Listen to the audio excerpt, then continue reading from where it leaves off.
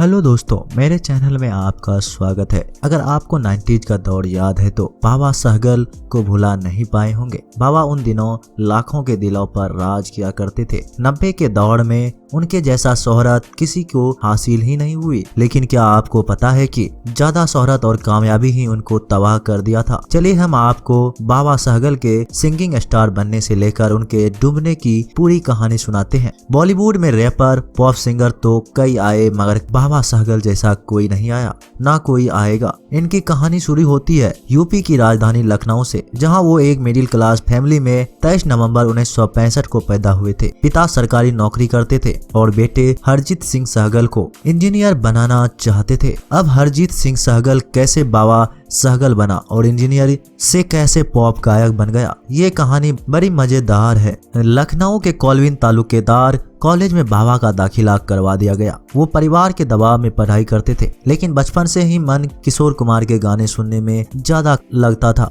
खासकर उनका गीत मेरे सपनों की रानी कब आएगी। तो घर पर कोई भी मेहमान आता तो माँ बाबा से बोलती, किशोर वाला कोई गीत सुना दो, तो बाबा भी सपनों की रानी सुना देते। खूब तालियां मिलती तो किशोर दा जैसा गायक बनने का सपना देखने लगे। घर लेटे लेटे सोचते हैं कि मुंबई जाकर बड़ा सिंगर बनूंगा, तो हरजीत सहगल नाम सही नहीं लगा। घर वाले बब्बू कहकर पुकारा करते थे, सोचते बब्बू सहगल भी ठीक नहीं रहेगा। फिर इनके दिमाग में एक दिन बब्बू से बाबा नाम आ गया। बस उसी दिन से फाइनल कर लिया कि बम्बई गया तो बाबा सहगल ही नाम बताया करूंगा। बस यहीं से हरजीत सहगल बाबा सहगल बन गए। पिता इंजीनियर बनाना चाहते थे तो इंटर पास हुए तो इनका दाखिला उत्तराखंड की जीबी पंत यूनिवर्सिटी में करवा दिया। वहां से इलेक्ट्रॉनिक इंजीनियर बनकर निकले तो परिवार के दबाव में इलाहाबाद में नौकरी भी शुरू कर दी। 2 साल वहां काम किया, फिर दिल्ली में इलेक्ट्रिकल इंस्पेक्टर की नौकरी मिल गई। अब बाबा का करियर सेट हो गया था, मगर किस्मत को तो इन्हें पॉप रैपर सिंगर बनाना था, तो कैसे इंजीनियरिंग में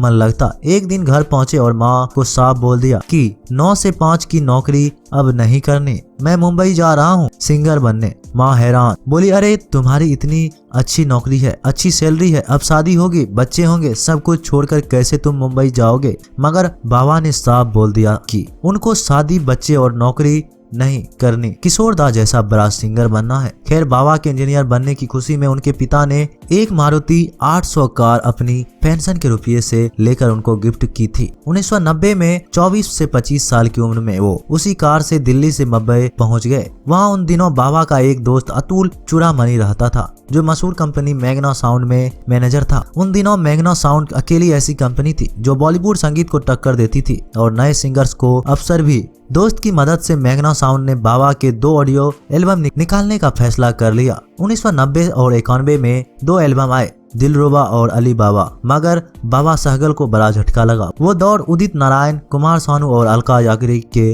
रोमांटिक गीतों का था। बाबा के पॉप रैप गाने किसी को पसंद नहीं आया और दोनों एल्बम फ्लॉप हो गए। मैग्ना साउंड कंपनी ने बुलाया और आगे एल्बम निकालने से मना कर दिया। बाबा के सपने टूट गए। इधर पिता लखनऊ से फोन करने लगे कि अब घर आ जाओ। निराश होकर वह घर वापसी की तैयारी कर रहे थे कि अचानक किस्मत में धीरे से पलटी मारी। 1991 की बात है। एक रात वो अपने दोस्तों के घर टीवी देखने पहुंचे। उन दिनों MTV नया भारत में लॉन्च हुआ था। उस समय वेनिला आइसा का एक गाना आ रहा था, आइस आइस बेबी। बाबा को इसकी धुन पसंद आ गई। अगले ही दिन वो जूही के पास एक होटल पहुंचे और वहां एक गाना लिखा और सीधा मैग्ना साउंड कंपनी पहुंच गए। दोस्तों अतुल के साथ पूरी कंपनी के बड़े अधिकारियों को अपना गाना सुनाया तो तालियां बजने लगी। कंपनी के उस समय के बॉस शशि गोपाल ने तो सुनते ही एल्बम लॉन्च करने का ऐलान कर दिया। साल 1992 में बाबा का तीसरा ऑडियो एल्बम आया, ठंडा ठंडा पानी। एल्बम के 8 गाने ने धूम मचा दी। ऑडियो कैसेट मार्केट में इतने बिका कि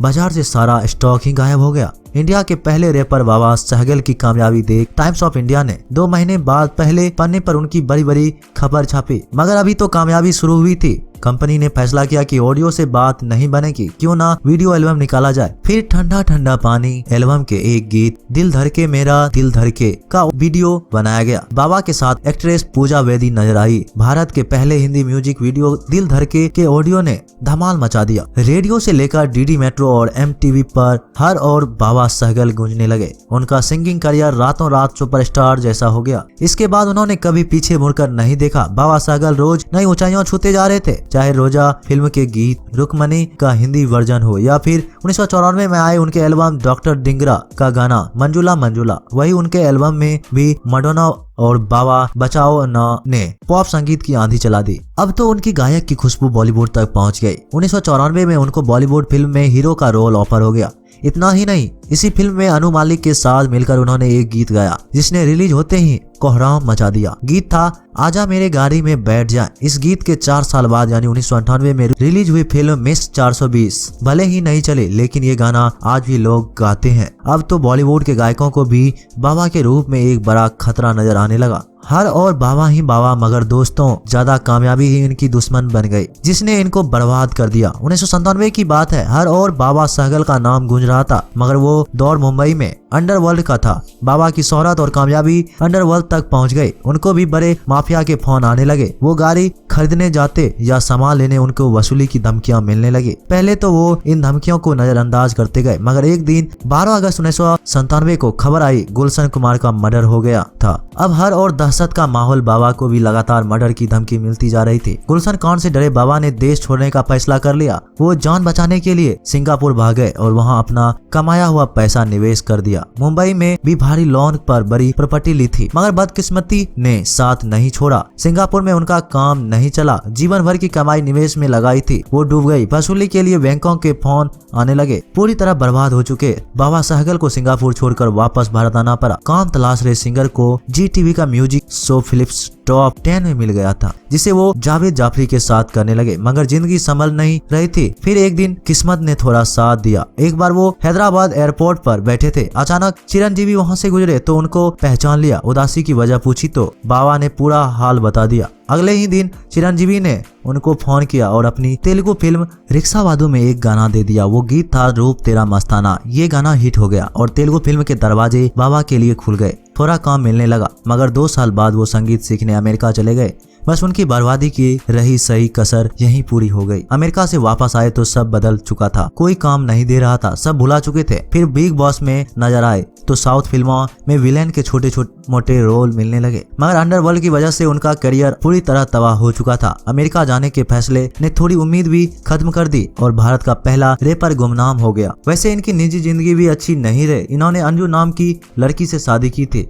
दोनों का एक बेटा तनवीर भी है। बाबा और अंजू के रिश्ते सालों से अच्छे नहीं थे। साल 2009 में एक सीरियल की शूटिंग के दौरान इनका कई साल छोटी असीमा कालरा नाम की लड़की से अफेयर हो गया। असीमा के प्यार में इन्होंने अंजू को तलाक दे दिया और उसको साथ लिव इन में रहने लगे। इन दिनों बाबा मुंबई में ही गुमनामी की जिंदगी जी रहे हैं और यूट्यूब पर गाना गाया करते हैं। दोस्तों, आपको बाबा सहगल कैसे लगते थे? उनका कौन सा एल्बम या गीत आपको आज भी याद है? हमें कमेंट में जरूर बताइएगा। ऐसे ही और स्टोरीज को जानने के लिए आप मेरे चैनल को सब्सक्राइब भी कर सकते हैं। मिलते हैं अगले वीडियो में। धन्यवाद।